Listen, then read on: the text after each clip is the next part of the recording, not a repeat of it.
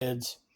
So now we're kicking off Unit 4, Transoceanic Interconnections. And as I told you before, this is a pretty big unit.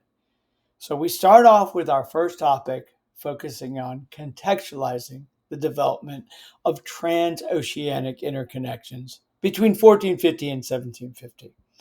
So what do you want to learn from this video? Well, you want to basically be able to describe the context for the development of those transoceanic interconnections during this time period. So how I'm going to do it is, first of all, I got to know what context is, and I got to know what to do to earn it. And then I got to kind of go back and look at the defining characteristics of this unit. At the very end, I'm going to give you one example of a context statement. And so hopefully by the end of this, you'll have an idea about how to write one. So let's talk about part one. What is context and how do I earn it? So we're going to do a little activity. I want you to imagine yourself sitting in a class. Let's say my class, just for the sake of easiness. And I want you to think of why you're there. How is you sitting in that class part of a bigger picture? So you're probably thinking things like, well, I got to take it because, I got to graduate and all this stuff. It's kind of not what I want to say. Let me show you. If I were to describe why I'm sitting in a class, let's say I'm a world history student, the very first thing that I would talk about is that the year started on August 1st, and I'm a sophomore. And my schedule has 7 classes on it, and one of those is AP World History. Then I would go into how AP World History has kind of flowed so far. In August and September, I learned about human history from 1200 to 1450. Then in October, I learned about empires after 1450. Today, I will begin to learn about transoceanic interconnections. So notice that I started very broadly talking about, hey, I'm a sophomore, I take classes, one's AP World History, and then I kind of narrowed down to today's topic. This is what context is. So officially, when you context something, you're going to be asked to do 2 things. First, you're going to describe the setting in the world. What's going on? How are people surviving and prospering? What's leading up to this thing? And then, since we always focus on a topic, we're going to connect and explain how that topic is part of that setting. So contextualization is very important. And essentially, it can be found all over the AP exams. You might be asked multiple choice questions where they literally say, what's the context for the passage above? That would be a description of the context. Or they might ask, what would be an event that would be part of the global development? That would be your connection. When we talk about SAQs, they might straight up ask you, what's the context for the passage above? But we're going to focus on how to use contextualization in a DBQ and an LEQ. And your contextualization statement essentially is going to be in the opening paragraph. So just to kind of review. So we talk about the description of the setting. August 1st, I'm at school, I have 7 classes. One is AP World History. In August, September, and October, I learned this. That is describing the setting. Then the connection is that last statement. Today, I will begin to learn about transoceanic interconnections. See, in this statement, we've met describing the setting and essentially connecting the topic to the setting. But still kind of difficult to figure out exactly what to write. Let me go on a little bit. So when you contextualize something, there's 2 requirements. The very first thing you have to write is you've got to take 3, 4, 5 sentences to describe the setting. You can do this in one of two ways. You can describe the events and developments that led up to the topic. A good example would be what I just did with you sitting in a class or me sitting in a class. You can also do it by describing the events and developments that are going on around the globe that define the age. Now, I don't expect you to be able to do both, but to describe the setting, you have to do one of these two things in 3, 4, 5 sentences. Now, your last sentence, there has to be a statement that explains how the topic is connected to the setting. Okay, so again, context requires you to describe the setting either by describing the events and developments that led up to the topic or describing the events or developments that define the age and explaining how the topic is connected to the setting. So, when you write these are the requirements to earn your points. The minimum sentences is 4 sentences. Now, 6 is a good rule of thumb for ending it, but if you write 7 or 8, it still would not lose you points.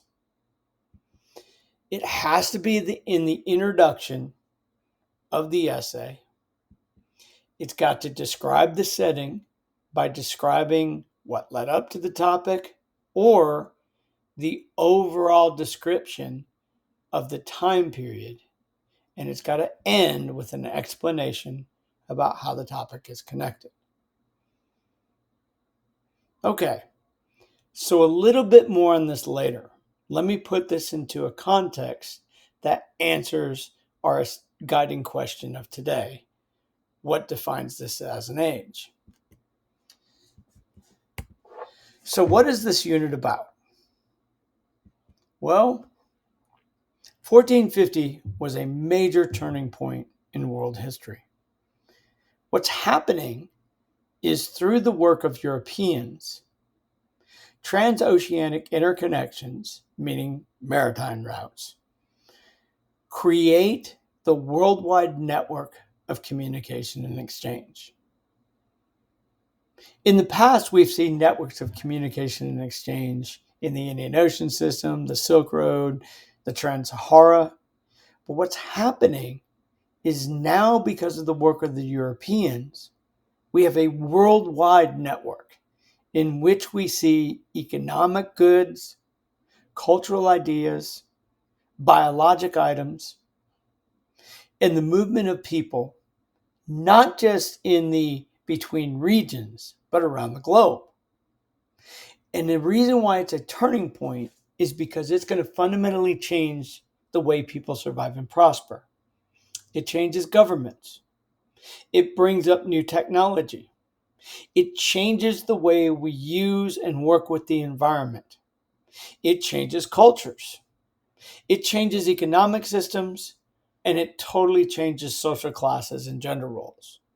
As you can see, the modern world we know today has its origins back in the 1450 to 1750 time periods because the creation of the worldwide network of communication and exchange causes all this stuff.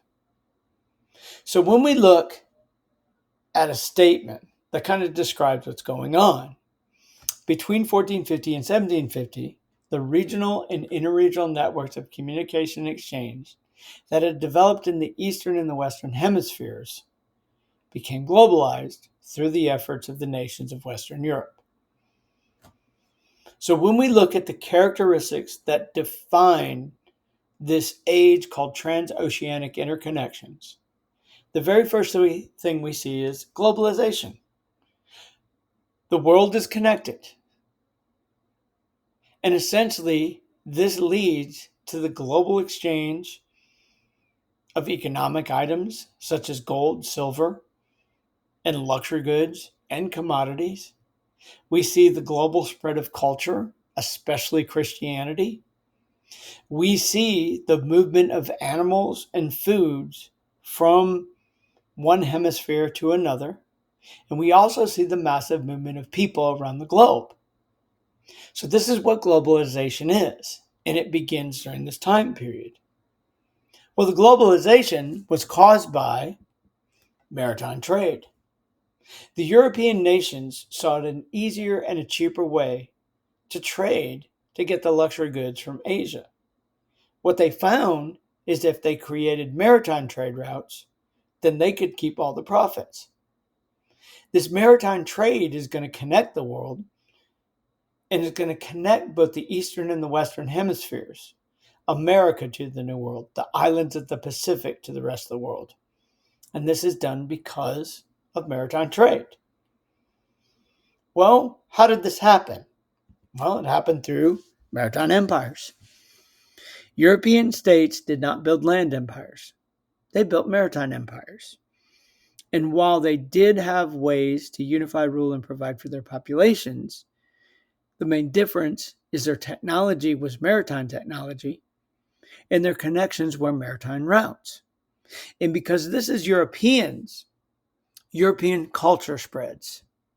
We have the Europeanization of the world, in which not just religion, Christianity, but also other ideas of dress, business, and just overall culture spreads to new areas. Now, because this was done for economic means, and remember, all empire building is done for economic means. One of the things that we see that is unique about this time period is we have new labor systems. Every one of those luxury goods and those commodities requires labor to produce.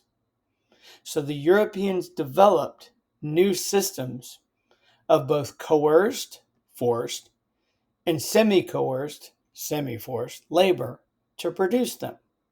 The most important, this is the age when chattel slavery takes off. So, just to kind of review, this time period is about the creation of transoceanic interconnections through the creation of the worldwide network of communication and exchange. And it's characterized through globalization, the domination of maritime trade, the building of maritime empires, Europeanization, and new labor markets or new labor systems. So, we understand what context is. We understand a little bit how to write it, and we've got information. Let's write a context statement. This is a sample context statement. From 1450 to 1750, the trade shifted from overland to oversea. This maritime trade was more appealing to rulers of empires because it was safer, faster, and more profitable. This was especially important to the rulers of Europe, who sought to build maritime empires to finance their states. A maritime empire is like the land empires of Asia, but used maritime routes to connect their trading goods, their trading posts, and colonies. This led to the new systems to unify, rule, and provide for their diverse populations, such as Europeanization of culture and labor systems to provide commodities. Eventually, the world was connected by these trade routes and globalized. The start of this was the creation of transoceanic interconnections that allowed European states to dominate maritime trade and build maritime empires. So I'm going to stop right there. So what I just read to you from the beginning of the paragraph to where I said built maritime empires, that's your context statement. So essentially, we've described the setting by describing the characteristics of the time period. Notice that every one of those defining characteristics can be found in this paragraph. We also see a connection with the statement, the start of this was the creation of transoceanic interconnections that allowed European states to dominate maritime trade and build maritime empires. So we've achieved our context. Now, the last two sentences, after 1450, the new nation states in Europe emerged who sought to consolidate their power. This required wealth in the form of precious metals to fund the government and create their market economy through the creation of maritime routes to create direct trade routes to Asia. That would be a thesis statement.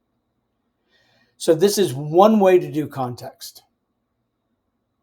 So when we kind of think about what's important about this video, context is the action of establishing the setting for a topic and explaining how that topic is connected to that setting.